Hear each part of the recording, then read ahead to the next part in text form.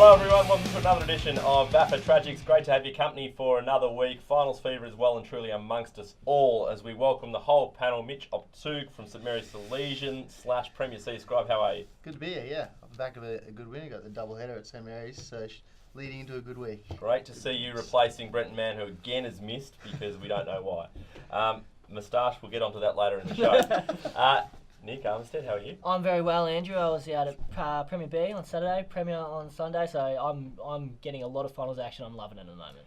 Now, before we proceed with the rest of the show, we do have some breaking news off the top of the show. Nick, you've got that. We haven't done a news headlines for quite some time, but please do tell us what's been going on in the VAFA. Yeah, so obviously there's been a massive issue with finals the past 2 weeks, and Andrew, you actually hit the nail on the head last week. You were the one that brought this to light, and so there have been big changes, and we spoke to VAFA CEO Brett Connell about this, so here's what he had to say about the Demoscene Crisis. It's been an unbelievable burning issue across the whole VAFA community. Andrew Leonard's driven an amazing campaign, $1.50 to $1. There's a fair chance if he keeps going, might have to go to 80 cents here. And that's going to have huge ramifications on our budget. It could be Woolworths tea bags from here on in. So there you go, Lenny. We obviously offer a lot of analysis here, but we're changing things. It's a great result for you, for me, for everyone, for fans of football in general, and I think everyone out there should tip their lid to Brett as well, and everyone at all grounds. And I'm not sure if it's gone through all VAFA finals venues. Didn't quite get that confirmation there, but let's hope so that Demoscene prices are back to $1. I know that Casey Fields was at $1 as well. Yeah, well, it's the way it should be, and arguably $1's too expensive. 90 cents they should possibly be. We'll maybe move on. It does beg the question though: what is the next challenge that we need to actually address in VAFA circles? Mitch, you might have a few ideas on this. Jeez. I've got one for you. Yep. Dogs. The big one. Dogs at finals venues. What about them? There's a lot of them. Given how much notice people get, there's a lot of them that still rock up with their dogs on a leash. I understand, but that's the next issue that we need to tackle. I do enjoy seeing the people having a bit of a whinge about the fact that VAFA not letting us have dogs at finals, but it's been the same for as long as I can remember. So anyway, I'm sure we'll come across a few more over the next few weeks, which we might tackle before the end of the year. I should mention Woodrow Medal Night is next Monday night, of course. VAFA Awards, Best and Fairest Counts will be on Tuesday and Wednesday on Inner FM. So right about the time that this is released, we'll be going into VAFA Awards nights. Absolutely. Looking forward to hearing the count with Nick Armstead on 96.5 Inner FM, innerfm.org.au. Let's get into the look back at the weekend, starting in William Buck Premier. Let's go back to yesterday, first of all, the first semi-final, Collegians and Salle. D-La jumped the gun, and Collegians fought their way back and had a great win. They did. It was an unbelievable game, a really physical game from both sides, but one of the better first semi-finals that I've seen in a long time. They were led by a best on-ground performance from Sam Hibbins, and I'll get back into that in a minute, but the Lions did overcome a 26-point deficit after D-La kicked the first 5 goals to 1 in the first term. The Lions clawed their way back in the second thanks to a pair of Will Tardif goals, really clutch goals, set shots in front of the Collegians crowd that got them back into the game, and they closed out in the last quarter with 5 goals. Sam Hibbins' performance on the weekend was hands down the most impressive individual performance I've seen at VAFA level. He tackled. His contested marking was unbelievable, but his clearance work was, and I've seen Brendan Yetz's clearance work, a lot of Jack Bull's clearance work. Sam Hibbins on the weekend, his clearance work, given that Anthony Ferrado from D-La Salle won 90% of the ruck taps, was just unbelievable. The best game I've seen anyone play, while Kenny Ong and Nick Dixon played a bit of a tag team role and Jake Williamson kept his influence down. Let's talk about D-La Salle now. So they've missed out on progressing again. Where to for them now? Paul Satterley's been there 4 seasons now, I think. So what's the situation for D-La Salle going forward? They've got some great players in that list. How far off it are they? I don't think they're too far off. Michael Chippendale came in throughout the season. He's a VFL listed player. He came in and he makes a real difference. He kicked 2 crucial goals on the weekend. So if they can keep him and maybe get 1 or 2 more, maybe with this development league for the VFL ceasing to exist, maybe get 1 or 2 more, that's all they're missing. I mean, Tom Humphrey's their most important player. He was fantastic in the first half, went forward, so I think that was probably an error, and that's where they lost a lot from defence. But I think they do have the cattle there. They just need that 1 or 2 more top end. Okay, so we'll take a look at Collegians. They'll go into a prelim final next week against University Blues, who went down to St Kevin's in the second semi on Saturday. St Kevin's, I think they might have been a few nerves around going into a final series, but they put them to bed pretty quickly. Goal kickers to Schultz and Gillum back in the side as well. Schultz back in the side, sorry, and Gillum kicking goals as well. Great to see St Kevin's in a grand final. Yeah, excellent stuff for St Kevin's. It's fantastic because they've obviously gone out over the off-season. They've recruited to win a grand final. They want that first flag, and it's good to see that coming to fruition. Unfortunately, though, there were quite a few injuries. They finished with no one on the bench by the end of the game. Stephen Gillam looks like he's out for the rest of the season, hammy off the bone. Zach Guinea's dislocated his knee, but he could be right. He has done it before, and they think he could be right. And Jack Holden also, not sure what went on there, but hopefully he'll be right in 2 weeks' time. And it's pretty handy when you've got players like Mark Jamar playing reserves and could possibly come up. Blues, they would be disappointed with the result eventually, about 4 goals the margin there, but they get a second chance against Collegians in that prelim final. They drew with them last time. Mitch, what do you think? Who do you think you like in this game? It's hard to go past Collegians. They had such a great year and they just fell short of that second chance. So for me, I mean, obviously, I don't know as much as Nick, but based on the year and what I've watched of them, they're hard to go by, Collegians. The midfield battle's going to be massive. Down back, up forward, University Blues are probably stronger. They've got Harper gaping up forward who are absolutely dominating, but that Collegians midfield's so strong, it's so physical that if they can impart that physicality on the Blues, I think they could possibly give them a real test. So which way are you leaning? Who's taking on St Kevin's in the grand final? I think University Blues, but it wouldn't surprise if Collegians got up, and I think it will be a really, really tight one, much like the weekend. Prelim finals on Sunday at Trevor Barker Oval at 2:10. You'll hear that on 96.5 Nero FM with their broadcast match of the day. Before we get into Premier B, we missed the plays of the week, and I didn't want to forget the plays of the week. Let's go straight to those, Nick. You kick us off with the new ball. Beautiful. I'm going to Premier C where Marlins broke a 7-game finals hoodoo with their 47-point win over Williamstown. It's been a long time between finals win for Marlins. It's been 6 years. So congratulations to them. They're now through to preliminary and they're absolutely flying. Mitch, who have you got for us? I'm going to stick with Premier C as well. As described last week, Old Haileybury, I wrote, they're coming off some bad form, and I said history in Premier C suggests that the person who loses semi-final 2 goes out in straight sets.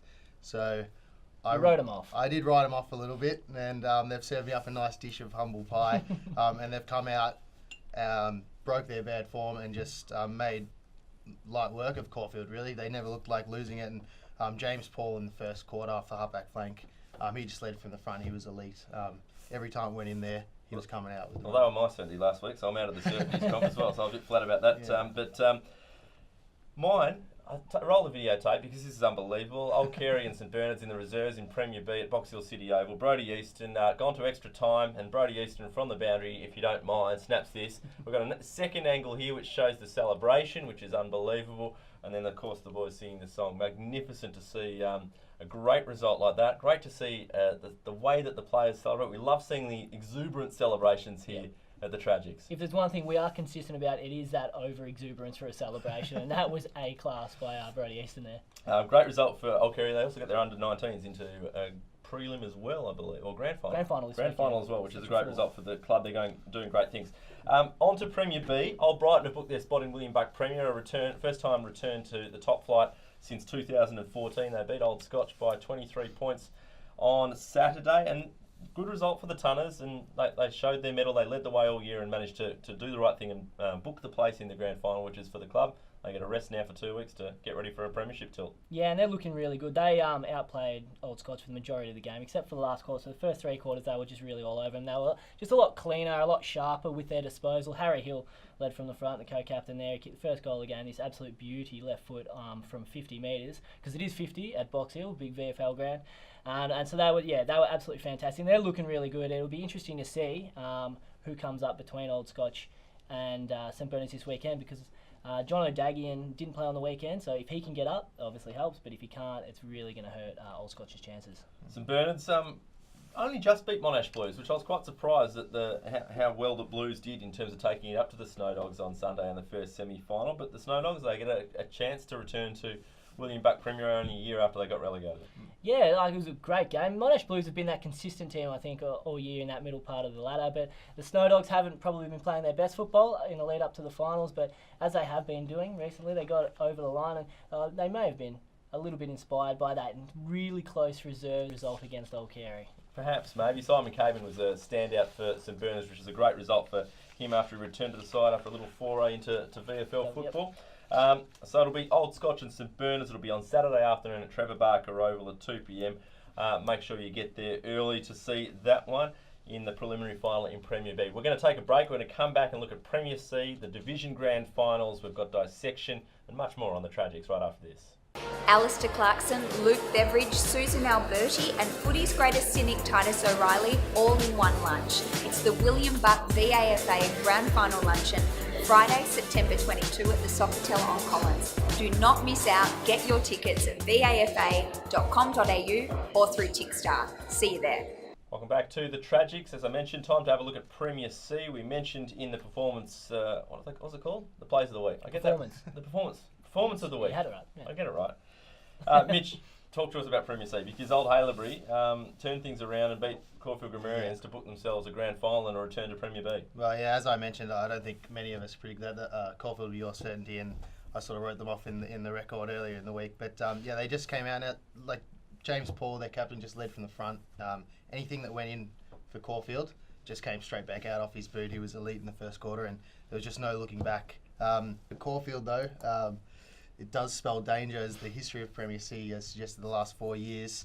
The club to have lost that second semi-final has gone out in straight sets. Surely not, though. The Surely year that not. they've had, they've been the strongest team all year. I know, but same thing last year. Same thing as well. about Marlins in previous years, Yeah. Caulfield last year as well. I hope it doesn't happen for their sake. 2 years in a row is hard to swallow, but yeah, Marlins had a good win too, and they're looking pretty good. They're hot form in the back end of the season. Yep. I think from round 10 onwards, I think they won seven of the 8 games, and Caulfield were actually the only team to beat them.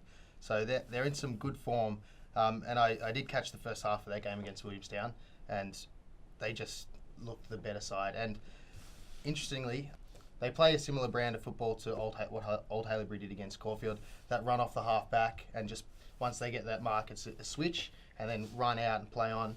And if there's a bit of danger there for Caulfield, it could cut them up. So that's Where are you leaning? I hate to say it, but I'm leaning towards Marlins. Just the way they played on Saturday. Sorry, was it Sunday? Yes, Sunday. That run and carry out of the back line, they just looked like a great finals team. And unfortunately for Caulfield, I can see them going out. Nick, where are you going? Caulfield, I like this hoodoo, this whole 4 years in a row. I just can't see it happening 5 years in a row. I just can't get my head around it, so I'm going Caulfield. Yeah, I'm going to go for Marston. I think Marston will go on and win the whole thing. I think they'll win the premiership after a couple of failed years trying to get out of Premier C. They've been there for a long time, and I reckon the Eagles will make their way up to Premier B with a flag. Their problem this whole time was the fact they were finishing top 2. Absolutely, it was that's definitely their problem. Yeah. It's the right thing to do, finishing third. Well done, Marston. Right, on to the Division Grand Finals to come.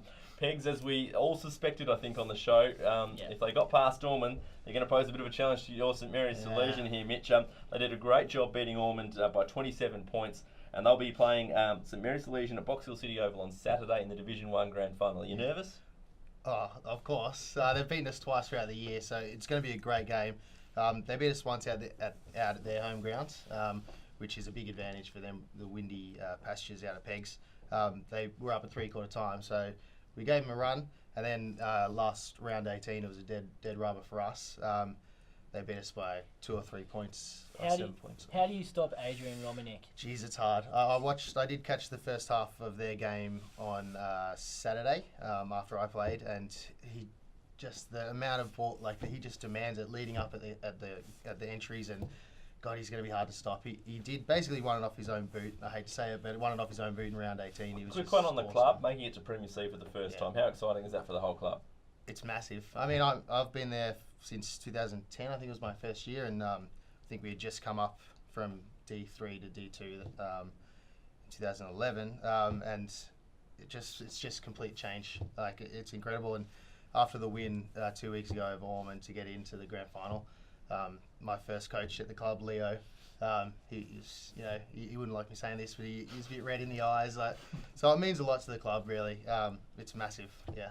Who's going to win on Saturday? We won't ask you. We know who you think. Jeez. Pegs. I've backed Pegs all year in Division 1, and the 2 wins, I just think they'll continue that. They'll make it 3, and I'd love to see St Mary's win, but Pegs. St Mary's on their rise up through the grades haven't actually pinched a flag on the way through, have they? No, So we've had a couple of reserves ones, but you need to get a senior flag. I reckon they're going to break that on the way through after coming up with I think Q through Division 3, and then who'd you come up to Division 1 with? That was Q. Q as well on the Q one. was Division 1. Yeah. Q Division 1, sorry. Yeah. Yep. That's And they got out to a head start and never. Anyway. St Mary's to break the hooter. They'll win the flag against Pegs on Saturday at Box Hill City Oval. Division 2, West Brunswick have made their way into the grand final. They continued their rise up the sections, which has been a phenomenal run in the last 5 or 6 years after they beat Old Paradians at Waverley Oval. It was a great result for the Magpies. They'll take on Paran Assumption at Sports Cover Arena on Sunday. Who do you see winning Paran Assumption and West Brunswick? Paran Assumption. I think this is not the most one-sided, but the most difficult task this weekend for many of the grand finals is going to be West Brunswick trying to beat Paran Assumption. They're primed. They've had the week off. They've got the top-end talent. I think they'll get it done, and they'll get it done pretty comfortably. You see it any differently at all? I think sometimes the week off when you're expecting a comfortable win can actually be detrimental to a club. So won't be to St Mary's though. Yeah, it's the only one. Jeez. So I think actually West Brunswick, they're going to come out in the first quarter hard, and hopefully I like an underdog victory, so I'm going to go for West Brunswick. Yeah, I think Paran Assumption will be too strong, but I'd love to see West Brunswick win, particularly because of the colours of the stripes that they wear. In Division 3, Powerhouse made it through to the grand final with a great win in the end over Westbourne Grammarians by 42 points. They get another crack at UHSVU. Can they beat them this time round? They were expected, I think, to beat them. We all expected them to beat them, possibly in that second semi. They didn't quite get there. Yeah. Well, I had completely written Powerhouse off. I said they were going out in straight sets. So, like everyone else here, I put my hand up. Westbourne were up at half-time, so it was a fantastic effort from Powerhouse. I don't think that they'll get it done over UHSVU again. I think the week off, I think they're primed, and I think UHSVU will get their long-awaited flag. Yeah, unfortunately for Powerhouse, I'm going to agree with Nick. Just too strong in that first No one. confay. I think Powerhouse might turn the tables. There we go. On UHSVU. Got to balance out the way we're tipping here on the panel. The interesting one for me is the grand final in Division 4 on Saturday to be played at Garvey Oval. That Division 3 grand final Saturday at Sports Cover Arena, in case I didn't say that. Division 4 grand final on Saturday at Garvey Oval. Aquinas Manningham Cobras. The Cobras have won their way through to a decider from 4th position. It's been a great result for the Cobras. Are they going to be good enough to beat Aquinas though? I can't believe they beat North Brunswick. That's a massive win for the club. So congratulations to them. But unfortunately, the year that Aquinas have had, I just can't see it happening. Unfortunately. Now Manningham Cobras have won 9 games in a row. They've just beaten North Brunswick, who would be shattered after a fantastic season. They're going to make it 10. Aquinas have been they've been fantastic all year, but when they lose, they do lose. So I'm going Manningham. Kane Margames to kick a bag. Yeah, I like it, Nick. I don't think they'll be good enough to beat the Bloods. I think Aquinas will win the grand final, but the Cobras, first time returning to Division 3 for quite some time, I believe, at least more than 10 years from my recollection. Great result there. That's the Division Grand Finals preview. We're going to take a final break, come back with Dissection and our certainties. I think only Nick, you're left in it. We're back with more in a moment on the Tragics. Anytime is the right time to get fit at Anytime Fitness. Access over 400 gyms across the country 24/7 and discover why more Australians train at Anytime Fitness than any other gym. Go online and register now for your free 7-day pass and feel something better. Welcome back to the Tragics. Hope you're enjoying the show. We've got Dissection and certainties and a tragic take still to come. But nothing could be more tragic than the hat you're wearing in your head at the moment, Mitch. What's going on? Tragic. Oh, maybe in previous years, not this year. It's one of the most beautiful things I've seen on this panel for a while. You're Richmond as well. I am Richmond, yeah. God, they come out of the woodwork, don't they? They have come out of the woodwork, left, right and centre. You wouldn't believe. I've got mates that you didn't even know that they were Richmond supporters, and all of a sudden they're owning up to being Richmond supporters. Yeah, I've got a few of them too, actually. It hurts my feelings as well. You said, I didn't even know you went for Richmond. Well, we haven't had a lot to speak about. We haven't had a lot to speak about recently, have we? Really? True. Yeah, we've been kept quiet in the past few years. So it begs the question: as we get into Dissection, which bandwagon are you guys getting on? I'm all on St Mary's. St Mary's into a Richmond flag. There you go. I'm on the Pegs bandwagon. Against St Mary's. Righty, kick us off with the I'm first on the Dissection. Nick, you mentioned at the top of the show, but have you seen a better performance than what Sam Hibbins offered up in a final on the weekend? No, I have not. Absolutely, I have not. I don't think I've seen a better performance taking a home and away games. We saw Brett Voss for Old Haileybury in 2010 prelim. absolutely outstanding. We saw Stephen Gillum kick 5 goals for Scob in the second half against OAMs 2 years ago to win the B grade flag. But what Sam Hibbins produced on the weekend was the most incredible individual performance, not putting a team on your back, but if no one else was performing, he could have. That's how good it was. So, no, I have not. But I want to go straight to you, Mitchell. Yep. How many times did you try and kick a goal in one sequence on the weekend? You talk about tragic. It was pretty tragic. Unfortunately, I will preface it by saying I did kick a nice goal before this, but I was running into an open goal and I've tried to pick it up, go on the fumble, tried to kick it, completely missed it, and then I've tried to kick it again and I've completely fresh out again. And we get a pretty big crowd at our end of the goals, and a few of the girls' teams as well. It was pretty embarrassing. Rightio, you've got one for us. So for you, Lenny, which of the two proud clubs, St Bernard's or Scotch, are going to be spending another year in Premier B?